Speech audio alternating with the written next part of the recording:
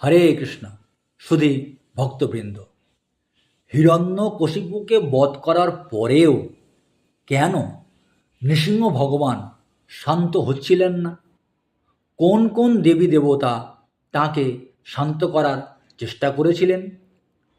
অসুররাজ হিরণ্যকশিপুকে বধ করার পর ভগবান নৃসিংহের ভয়ঙ্কর ক্রোধ শান্ত হচ্ছিল না, কারণ তিনি ছিলেন উগ্র অবতার, যার একমাত্র লক্ষ্য ছিল পাপের বিনাশ সাধন। অসুরের রক্তপান করায় তার মধ্যে ধ্বংসাত্মক রাক্ষসত্ব গুণ চলে আসে, যা বিশ্বকে ধ্বংসের মুখে ঠেলে দিচ্ছিল। এমনকি লক্ষ্মী দেবীও তাঁর ক্রোধ শান্ত করতে ব্যর্থ হন। হিরণ্যকশিপু 5 বছরের শিশু ভক্ত প্রহ্লাদের উপর অকথ্য নির্যাতন করেছিলেন, যার ফলে নৃসিংহদেবের ক্রোধ চরম পর্যায়ে পৌঁছেছিল।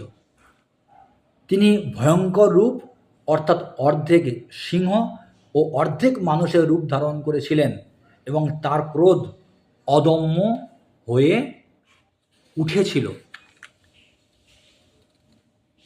অবশেষে মহাদেব সরভেশ্বর, মহাদেব যার আর এক নাম হচ্ছে সরভেশ্বর, সিংহ ও পাখির মিশ্রণ এর একটা রূপ, সিংহ ও পাখির মিশ্রণের একটি রূপ ধারণ করেন এবং মাতা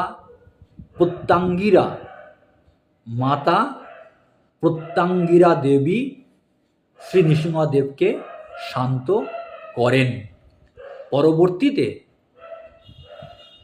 প্রহ্লাদের স্তুতি অর্থাৎ নিষ্কলুষ ভগবান শ্রী হরির প্রতি প্রার্থনা এবং মহাদেব ও লক্ষ্মী দেবীর উপস্থিতিতে তিনি শান্ত হয়েছিলেন। হরে কৃষ্ণ।